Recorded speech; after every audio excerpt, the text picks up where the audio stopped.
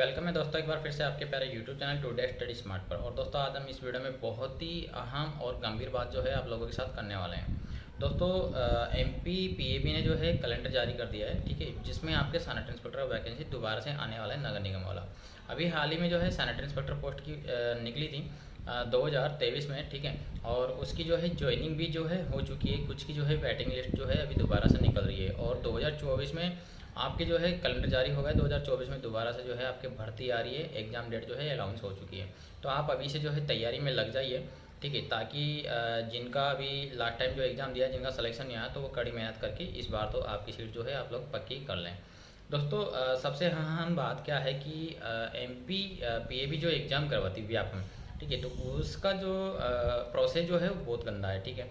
बहुत गंदा क्यों बोल रहा हूँ वो मैं आपको यहाँ पे समझाना चाहूँगा, ठीक है। पहली बात रजिस्ट्रेशन होता है आपका, ठीक है, और वहाँ पे रोजगार पंजीयन जो है वो भी रजिस्ट्रेशन करवाना पड़ता है। वही लोग जो है वहाँ पर फॉर्म भर पाते हैं, चाहे वो किसी भी स्टेट से हो, ठीक है। फॉर्म तो भर लेते हैं लेकिन रोजगार पंजीयन नहीं है तो वो फॉर्म नहीं भर पाएंगे, पहली बात। दूसरी चीज़ की जब फॉर्म आप ऑनलाइन करते हैं, ठीक है, तो कुछ कमियाँ जो है एमपी व्यापम ने छोड़ी है। वो कमियाँ क्या है कि जैसे कि मान लीजिए वैकेंसी आई आपकी सैनिटरी इंस्पेक्टर की, ठीक है। अब सैनिटरी इंस्पेक्टर की जो है क्वालिफिकेशन क्या है, वहाँ पे बीएससी मांगते हैं, साथ में सैनिटरी इंस्पेक्टर कोर्स मांगते हैं। तो बहुत सारे स्टूडेंट ऐसे होते हैं क्योंकि अकेले सैनिटरी इंस्पेक्टर वैकेंसी नहीं निकलती, बहुत सारी वैकेंसी निकलती है एमपी के माध्यम से, ठीक है, व्यापम के माध्यम से। तो उसमें जो है आपका सैनिटरी इंस्पेक्टर का भी होता है, ठीक है, हॉर्टिकल्चर इंस्पेक्टर का भी निकालते हैं, फिशरीज इंस्पेक्टर का भी निकाल देते हैं, केमिस्ट का भी निकाल देते हैं, ठीक है, फार्मासिस्ट का भी निकाल देते हैं, मतलब अलग अलग तरह का पोस्ट होता है। तो सिंपल ग्रेजुएशन वाले भी क्या करते हैं, वो भी फॉर्म भर देते हैं। वो क्यों भर देते हैं सैनिटरी इंस्पेक्टर पोस्ट पे? क्योंकि एमपी व्यापम जो वैकेंसी निकालती है तो उसमें वो डॉक्यूमेंट्स स्कैन नहीं करवाती है संबंधित पोस्ट से क्वालिफिकेशन की, ठीक है। तो इस वजह से सिर्फ एक कॉलम दिया होता है एमपी व्यापम में कि संबंधित पोस्ट पे जिस पे आप अप्लाई कर रहे हैं कि आपके पास क्वालिफिकेशन है, तो वो यस कर देते हैं और फॉर्म भर देते हैं। दूसरी गलती क्या करती है एमपी व्यापम कि संविदा भर्ती जो होती है, संविदा भर्ती वालों के लिए स्पेशल कोटा होता है, ठीक है। एमपी व्यापम में जो संविदा पे काम कर रहे हैं उनका अलग से कोटा होता है, तो वो लोग उस पोस्ट पे वही अप्लाई कर पाते हैं। तो होता क्या है कि किसी को समझ में नहीं आता कि सुविधा पोस्ट होती क्या है। तो जैसे कि मान लीजिए कोई सिंपल ग्रेजुएशन वाला बंदा है और उसके पास सैनिटरी कोर्स है, तो वो संविदा पे जो है अप्लाई कर देता है, ठीक है, और उसका सिलेक्शन जो है उस पोस्ट पे हो भी जाता है। लेकिन परेशानी कहाँ खड़ी होती है? परेशानी खड़ी होती है कि जब आप डीबी के लिए जाते हैं, ठीक है, तो आपके पास संविदा पोस्ट का जो है सर्टिफिकेट नहीं होता है, ठीक है, डॉक्यूमेंट्स नहीं होता है संविदा से संबंधित, ठीक है, तो आपको उस पोस्ट के लिए जो है नॉट एलिजिबल कर दिया जाता है। अब वो वैकेंसी रह जाती है खाली, ठीक है, और उसके बाद में दोबारा से ये वेटिंग निकालते हैं। तो वेटिंग में जो है दूसरा बंदा जो मिलता है वो भी मिलता है जिसके पास संविदा का सर्टिफिकेट नहीं वो वाला, ठीक है। तो ये दो बार निकालेंगे, उसके बाद उस वैकेंसी को खाली छोड़ देंगे, उसको नहीं भरेंगे। तो इससे नुकसान किसका होता है? जिसके पास एक्चुअल में जो है उस पोस्ट के लिए जो है सर्टिफिकेट था संविदा का, ठीक है, और वो उस पोस्ट पे अप्लाई किया था, लेकिन उसके पास जो है नंबर कम आए तो वो वेटिंग में रह गया और इस वजह से उसका सिलेक्शन नहीं हुआ। क्योंकि दो बार निकाले, दो बार ही जो है इनको बंदे वो मिले जिनके पास जो है संविदा का सर्टिफिकेट नहीं था। ऐसे ही होता क्या है कि जैसे कि मान लीजिए सैनिटरी इंस्पेक्टर की पोस्ट निकली, ठीक है, जबलपुर नगर निगम से, इंदौर से, भोपाल से, ठीक है, तो उसमें ये क्या करते हैं मेरिट में, जैसे कि मान लीजिए जबलपुर में, इंदौर में, भोपाल में जैसे कि मान लीजिए 10-10 पोस्ट है, ठीक है। अब 10-10 पोस्ट पे जो है मेरिट में वो बंदे आगे 20 मतलब 50 बंदे तक वो बंदे आगे जिनके पास एसआई कोर्स का जो है डिप्लोमा ही नहीं है, ठीक है, वो बंदे आ गए, ठीक है। अब 50 बंदे तक ये बुलाएंगे डीवी के लिए बुलाएंगे, ठीक है, डीवी के लिए बुलाएंगे, 10 बंदों को बुलाया इन्होंने, ठीक है, 10 सीट पे 10 बंदों को बुलाया, या मान लीजिए मैक्सिमम 2 गुना बुला ले, 20 बंदे बुला रहे हैं इन्होंने, ठीक है, 10 पोस्टों पे। अब 20 बंदों के पास ही जो है सैनिटरी डिप्लोमा नहीं है, ठीक है, उनको बाहर कर दिया डीवी में। फिर ये दोबारा से जो है वेटिंग वालों को और बुलाएंगे, ठीक है, 20 बंदे और बुलाएंगे, 40 बुला लिए, ठीक है। 40 में से इनको कितने बंदे मिले?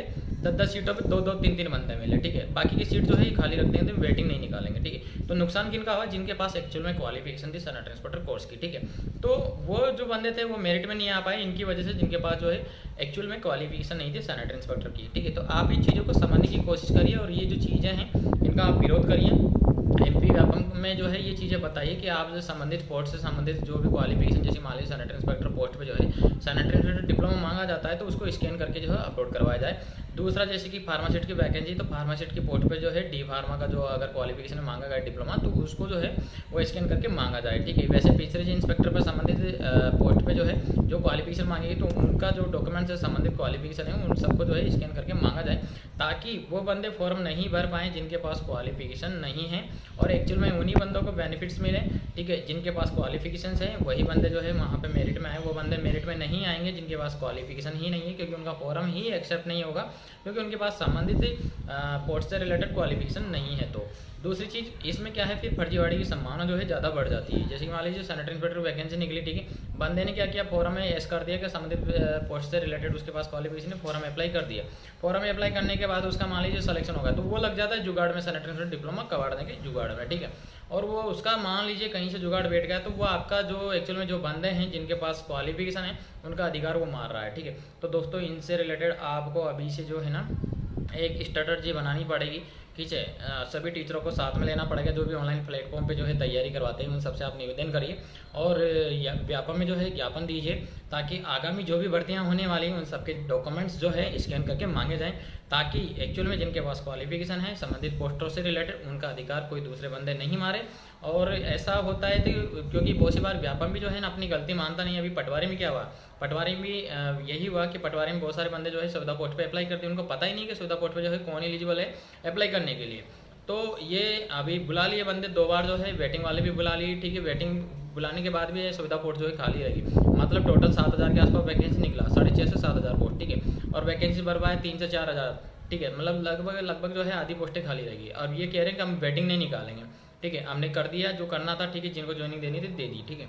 लेकिन अब वो सीटें खाली रहेगी, तो इनका राइट्स बनता है उन बंदों का जिनके पास में सुविधा पोस्ट से रिलेटेड क्वालिफिकेशन है, लेकिन वो जो है मेरिट में बहुत पिछड़े हुए हैं, ठीक है। उनसे ऊपर वो बंदे आ रहे हैं जिनके पास सुविधा का सर्टिफिकेट नहीं है। तो उन बंदों की क्या गलती है जिनके पास सुविधा का सर्टिफिकेट है लेकिन वो मेरिट में नहीं आए, और वो उन बंदों की वजह से नहीं आए जिनके पास एक्चुअल में क्वालिफिकेशन ही नहीं है, और व्यापम अपनी गलती नहीं मान रहा है, ठीक है।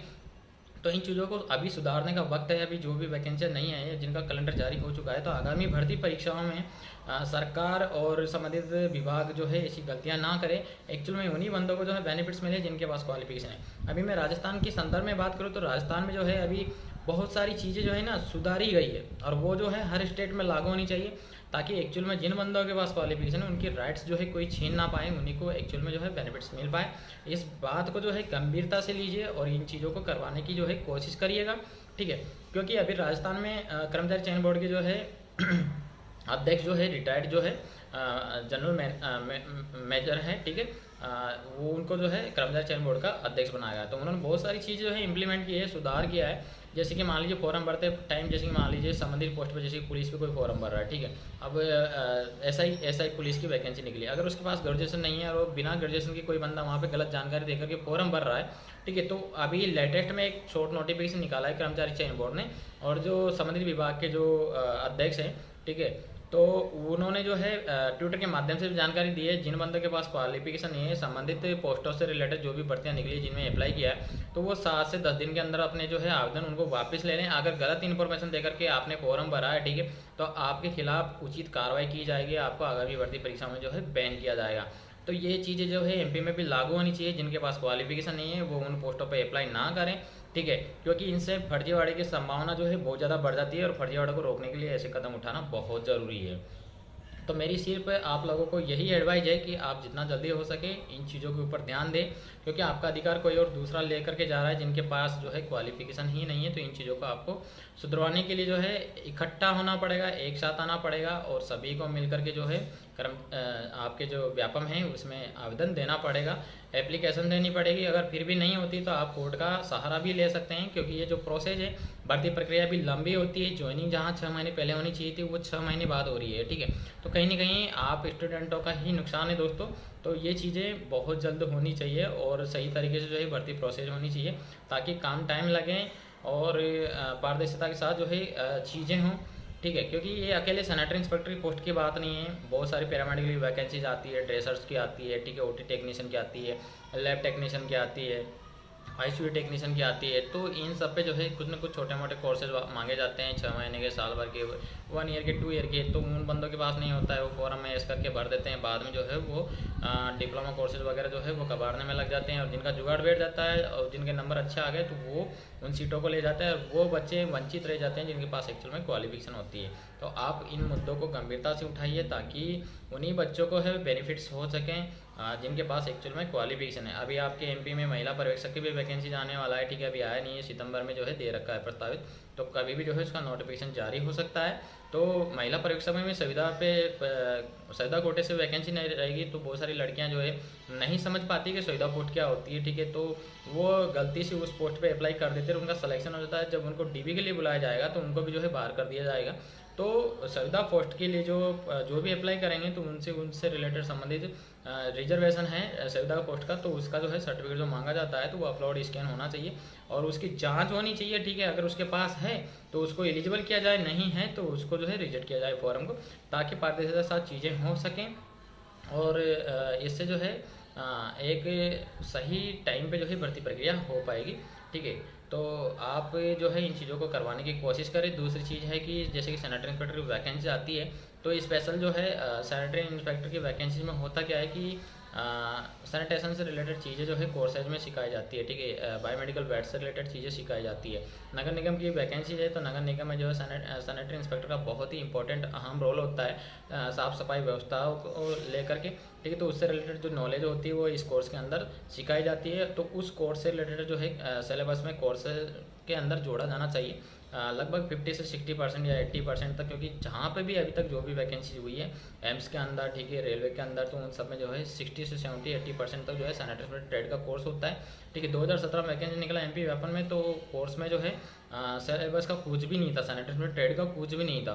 फिर उसके बाद में अभी लेटेस्ट में अभी भर्ती हुई, ठीक है, आपकी 23 में, उसमें जो है सिलेबस के नाम पे जोड़ा गया, लेकिन सिलेबस में दे दिया BSc का, ठीक है। तो BSc का देने से कोई बेनिफिट्स नहीं है, क्योंकि बच्चे से वो चीज़ें पूछी जानी चाहिए, वो उन चीज़ों का जो है एग्ज़ाम होना चाहिए जिससे रिलेटेड पोस्ट है, ठीक है, जो वो काम करेगा आगे जा करके, तो वो कोर्सेज में होना चाहिए, ठीक है, सिलेबस में होना चाहिए, ताकि बच्चे को जो है जिस फील्ड के लिए वो तैयारी किया है तो उसका सिलेबस में ज़्यादा होना चाहिए और एग्ज़ाम की प्रिपरेशन भी जो है वो अच्छे से कर सकें, ठीक है। तो ये चीज़ें आप जुड़वाने की कोशिश करिए ताकि आप सब लोगों का जो है बेनिफिट्स हो सके। जानकारी अच्छी लगी तो वीडियो को लाइक करिएगा, शेयर करिएगा, चैनल को सब्सक्राइब करिएगा। Thank you, bye bye, take care.